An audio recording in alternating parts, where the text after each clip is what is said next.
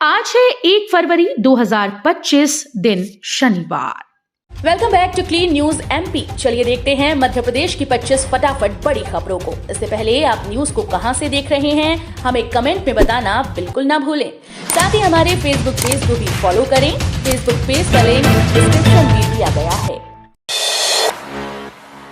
MP की लाडली बहनों को अब केंद्र सरकार देगी सौगात, सामने आया बड़ा अपडेट। वित्त मंत्री निर्मला सीतारमण ने 31 जनवरी को देश का इकोनॉमिक सर्वे प्रस्तुत किया। अब वे आज केंद्रीय बजट 2025-26 पेश करेंगी, जिस पर देश भर की तरह मध्य प्रदेश वासियों की भी निगाह लगी है। केंद्रीय बजट से एमपी को अनेक सौगातों की आस है। सबसे खास बात यह है कि इसमें प्रदेश की लाडली बहनों के लिए बड़ा ऐलान किया जा सकता है। एमपी को हाईवे के लिए मिलेंगे 10,000 करोड़, नितिन गडकरी की घोषणा से बढ़ी आस। मध्य प्रदेश में इंफ्रास्ट्रक्चर पर राज्य सरकार सबसे ज्यादा जोर दे रही है। प्रदेश के कई शहरों की कायापलट की जा रही है। राज्य भर में कई रोड, हाईवे, बाईपास प्रोजेक्ट चल रहे हैं या मंजूर किए जा चुके हैं। ऐसे में आज प्रस्तुत होने वाले केंद्रीय बजट से प्रदेश की उम्मीदें खासी बढ़ गई। राज्य के वरिष्ठ अफसर, राजनेता और विश्लेषकों के मुताबिक बजट में इस बार एमपी की विभिन्न सड़क परियोजनाओं के लिए करीब 10,000 करोड़ रुपए की घोषणा की जा सकती है। महाकुंभ भगदड़ में एमपी के 5 श्रद्धालुओं की मौत, सीएम ने बढ़ाई सहायता राशि। प्रयागराज महाकुंभ में मची भगदड़ में 30 लोगों की मौत हुई थी। मृतकों में मध्य प्रदेश के 5 श्रद्धालु शामिल थे। सीएम मोहन यादव ने घटना पर दुख जताते हुए आर्थिक सहायता राशि बढ़ाने का ऐलान किया। सीएम ने कहा कि आर्थिक सहायता राशि 2-2 लाख से बढ़ाकर 4-4 लाख की जाएगी। दुख की इस घड़ी में हमारी सरकार शोकाकुल परिजनों की हर संभव मदद के लिए प्रतिबद्ध है। इंदौर के बीआरटीएस की मोटर व्हीकल लेन होगी चौड़ी, साइकिल ट्रैक, सर्विस लेन हटाने की तैयारी। 10 साल पहले बने बीआरटीएस को सरकार हटाने का फैसला ले चुकी है। बस लेन वाले हिस्से में ब्रिज बनाए जाएंगे, लेकिन उससे पहले मोटर व्हीकल लेन के हिस्से को चौड़ा किया जाएगा ताकि निर्माण के समय ट्रैफिक बाधित न हो सके। एलआईजी से गीता भवन वाले हिस्से की चौड़ाई 30 मीटर से बढ़ाकर 60 मीटर की जाएगी। इसके लिए नगर निगम ने सर्वे शुरू कर दिया है। 2026 तक किराए के प्लेन में उड़ेगी मोहन सरकार। 233 करोड़ में खरीद रही हाईटेक जेट। मध्य प्रदेश की मोहन सरकार को 1.25 साल तक किराए के प्लेन में हवाई सफर करना होगा। हालांकि हवाई यात्राओं पर भारी भरकम किराए से निजात पाने के लिए राज्य सरकार अपना नया स्टेट प्लेन खरीदने जा रही है, लेकिन इसके लिए सरकार को कम से कम 1.25 साल का इंतजार करना होगा। दरअसल राज्य सरकार बॉम्बार्डियर कंपनी का चैलेंजर 3500 हवाई जहाज खरीदने जा रहा है। नर्मदापुरम कमिश्नर ने गांव का दौरा कर देखी सिंचाई व्यवस्था, अंतिम खेत तक नहर से पानी पहुंचाने के निर्देश। मध्य प्रदेश के नर्मदापुरम संभाग आयुक्त केजी तिवारी ने प्रदेश के हरदा जिले का दौरा किया। इस दौरान उन्होंने जिले में चल रही विकास योजनाओं की जानकारी लेकर उनके कार्य की प्रगति की समीक्षा की। वहीं कमिश्नर तिवारी जिले की खिरकिया तहसील के अंतर्गत आने वाले और खंडवा जिले की सीमा से लगे दूरस्थ ग्राम पाहनपाट तक भी पहुंचे। उन्होंने यहां का दौरा कर ग्रामीणों से विकास कार्यों को लेकर चर्चा की। उपभोक्ताओं की जेब ढीली करेगा स्मार्ट मीटर, 10 साल तक भरना पड़ेगा किश्त। मध्य प्रदेश में बिजली की खपत और उत्पादन की सटीक रीडिंग और बिलिंग के काम से राहत पाने के लिए बिजली कंपनीज द्वारा प्रदेश भर में स्मार्ट मीटर लगाने जा रहा है। अप्रैल माह से ऐसे सभी बिजली उपभोक्ताओं की जेब पर स्मार्ट मीटर के नाम पर बोझ बढ़ने जा रहा है। स्मार्ट मीटर के लिए बिजली उपभोक्ताओं से 25,000 रुपए की राशि वसूली जाएगी। टोक्यो की बुलेट ट्रेन, सीएम ने सफर, बोले जापान के निवेशक मध्य प्रदेश में नया निवेश बढ़ाने को तैयार। मुख्यमंत्री डॉक्टर मोहन यादव ने अपने जापान दौरे के अंतिम चरण में शुक्रवार को क्योटो से टोक्यो तक का सफर बुलेट ट्रेन से पूरा किया। इस दौरान यात्रा और निवेश के संबंध में उन्होंने कहा कि हमने जापानी निवेशकों, उद्योगपतियों से विस्तार से चर्चा कर मध्य प्रदेश में निवेश के लाभ बताए। पैनासोनिक और ब्रिजस्टोन जो पहले से प्रदेश में काम कर रहे हैं, उन्होंने और ज्यादा निवेश करने पर सहमति जताई है। हमीदिया में पेट की गंभीर बीमारी होगी जांच, आएंगे 3 करोड़ 45 लाख के अत्याधुनिक गैस्ट्रोएंट्रोलॉजी उपकरण। राजधानी भोपाल के सबसे बड़े सरकारी अस्पताल में 3 करोड़ 45 लाख रुपए की लागत के अत्याधुनिक गैस्ट्रोएंट्रोलॉजी उपकरण लगाने की स्वीकृति दी गई। इनमें endoscopic ultrasound, oesophageal manometry, pH metry और ब्रेथ एनालाइजर जैसी तकनीकें शामिल हैं। खास बात यह है कि इस तरह की आधुनिक सुविधाएं किसी भी सरकारी अस्पताल में पहली बार उपलब्ध कराई गई हैं। इन नवीन उपकरणों की मदद से पाचन तंत्र की गंभीर बीमारियों की सटीक और त्वरित पहचान संभव हो पाएगी। पीएससी की तर्ज पर होगी थानेदारों की भर्ती, बदले पैटर्न से उलझन में अभ्यर्थी। मध्य प्रदेश पुलिस में 7 साल बाद थानेदारों की सीधी भर्ती होने जा रही है। भर्ती की सुगबुगाहट से अभ्यर्थी उत्साहित तो हैं, लेकिन नए नियमों से उलझन भी खूब बढ़ गई है। परीक्षा का प्रारूप पूरी तरह बदला हुआ है। बाकायदा पीएससी की तर्ज पर थानेदारों की भर्ती के लिए परीक्षा होगी। इससे अब अभ्यर्थी परेशान हैं।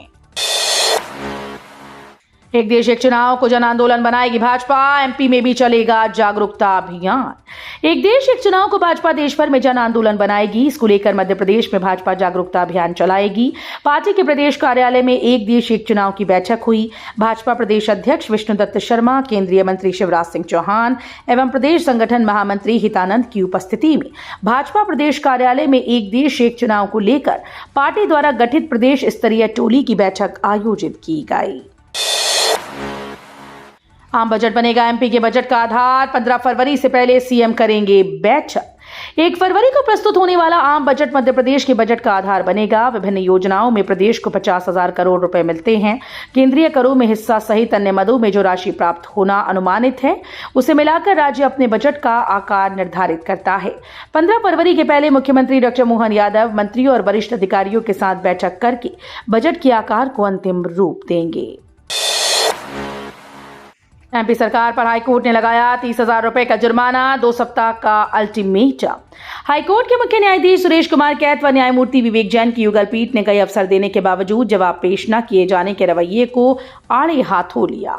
इसी के साथ राज्य शासन पर 30,000 रुपए का जुर्माना लगा दिया। मामला नर्मदा बचाओ आंदोलन की जनहित याचिका से संबंधित है।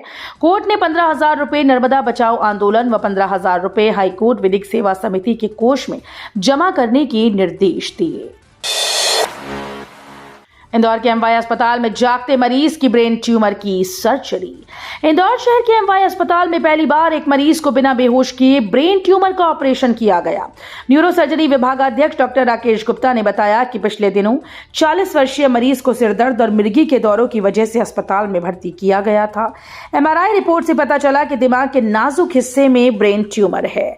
डॉक्टर गुप्ता का दावा है कि एमवाईएच में इस तरह की ये पहली सर्जरी है। डॉक्टर गुप्ता ने बताया कि इसके बाद अवेक क्रिनीटोमी पद्धति से ऑपरेशन किया गया। गंगा किनारे जो मरा उसे मोक्ष मिला, बागेश्वर धाम के धीरेन्द्र शास्त्री ने कहा। महाकुंभ में हुई भगदड़ और उसमें जान गंवाने वाले श्रद्धालुओं को लेकर बागेश्वर धाम सरकार धीरेन्द्र शास्त्री का बयान सुर्खियों में है। धीरेन्द्र शास्त्री ने घटना को निंदनीय बताते हुए कहा कि जिन्होंने जान गंवाई उनके प्रति संवेदनाएं हैं, ऐसा नहीं होना चाहिए था। शास्त्री ने आगे कहा कि रोज हजारों लोग मरते हैं, सबको एक दिन मरना है, हम सबको एक दिन जाना है। ऐसे में अगर कोई गंगा किनारे जान गंवाता है तो उसको मोक्ष मिलता है। हालांकि जिनके परिवार के साथ ये हुआ वो बुरा हुआ। एमपी में मेधावी छात्रों को भूल गई सरकार, अब तक नहीं मिली लैपटॉप राशि। सरकारी स्कूल का सत्र समाप्त होने में 2 माह का समय शेष है, लेकिन अब तक पिछले वर्ष के मेधावी विद्यार्थियों को लैपटॉप के लिए राशि का वितरण नहीं हो पाया। स्कूल शिक्षा विभाग ने मेधावी विद्यार्थियों की संख्या भी शासन को सौंप दी, लेकिन अब तक शासन से लैपटॉप के लिए राशि नहीं मिल पाई। महाकुंभ में भगदड़ से चिंता में महाकाल के पुजारी, सीएम से की ये बड़ी मांग। प्रयागराज के महाकुंभ में हुई भगदड़ से महाकालेश्वर मंदिर के पुजारी चिंतित हैं। उन्होंने सिंगस 2028 को लेकर सीएम मोहन यादव को 4 प्रमुख मांगों के साथ पत्र भेजा है। इसमें त्रिवेणी घाट से रामघाट तक 13 अखाड़ों को अलग अलग घाटों पर स्नान की व्यवस्था अभी से सुनिश्चित करने, पेशवाई में किसी तरह का लाभ लश्कर न होनी चाहिए और अखाड़े के साथ यजमान को जाने की अनुमति नहीं होनी चाहिए। बर्फीली हवाओं को चीर योगेश ने रचा इतिहास, अफ्रीका की सबसे ऊंची चोटी पर रखा कदम। अफ्रीका की सबसे ऊंची पहाड़ी किलीमंजारो पर भारत का तिरंगा फहराकर पर्वतारोही योगेश कुमार सूरजिया बुरहानपुर लौटे हैं। उनका बुरहानपुर पहुंचने पर परिजनों और रहवासियों ने जोरदार स्वागत किया। योगेश कुमार सूरजिया बुरहानपुर के रोवर रोड स्थित ड्रीम लॉन्ड सिटी कॉलोनी के रहने वाले हैं। हाल ही में उन्होंने किलीमंजारो पर्वत पर फतेह हासिल की। बता दें कि किलीमंजारो पर्वत तंजानिया में स्थित है, जिसकी ऊंचाई करीब 5,895 मीटर है। सामान्य वर्ग को मॉपअप राउंड में दिया जाएगा योग्यता और चॉइस के अनुसार दाखिला, एचसी में जवाब पेश। फर्जी तरीके से एनआरआई कोटे में प्रदेश के निवासरत छात्रों को आवंटित की गई सीट ब्लॉक कर दी गई। ब्लॉक की गई सीट को काउंसलिंग के दूसरे राउंड में सामान्य वर्ग के लिए शामिल न किए जाने के खिलाफ हाईकोर्ट में याचिका दायर की गई थी।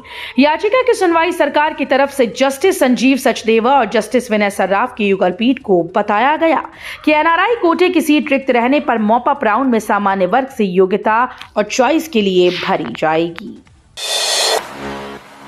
जी हां, समिट से पहले सज रहा भोपाल। तैयारी में जुटे कई विभाग। 23-24 फरवरी को आएंगे 30 देश के उद्यमी। मध्य प्रदेश की राजधानी भोपाल में 24 और 25 फरवरी को ग्लोबल इन्वेस्टर समिट का आयोजन किया जाएगा। भोपाल में होने जा रही पहली इन्वेस्टर समिट की तैयारी को लेकर प्रदेश सरकार पूरी क्षमता लगा रही है।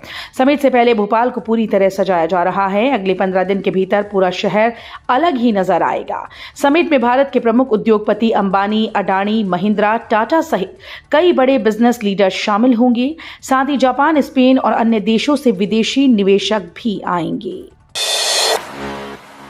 सिंगस 2028 में 6 लेन निर्माण पूरा होने पर इंदौर से उज्जैन आना होगा आसान। मुख्यमंत्री डॉक्टर मोहन यादव के विजन अनुरूप संत महंत और श्रद्धालुओं की सुगमता के लिए आगामी सिंगस महाकुंभ 2028 को दृष्टिगत रखते हुए वर्तमान उज्जैन इंदौर 4 लेन मार्ग को 6 लेन मय पेव्ड शोल्डर में हाइब्रिड एन्यूटी मोड के तहत निर्माण किया जा रहा है। ये मार्ग देवी अहिल्या की नगरी इंदौर से अध्यात्म की नगरी उज्जैन को जोड़ेगा। जापान में भी चला सीएम डॉक्टर मोहन यादव का जादू, ऐसे बनाई दिलों में जगह। मध्य प्रदेश के मुख्यमंत्री डॉक्टर मोहन यादव ने देश प्रदेश की जनता का मन तो मोहा ही, लेकिन अब उन्होंने जापान के लोगों के दिलों में भी जगह बना ली। उनके सरल, सहज, आकर्षक व्यक्तित्व ने लोगों को कितना आकर्षित किया, इसकी वानगी जापान के ओसाका शहर में देखने को मिली।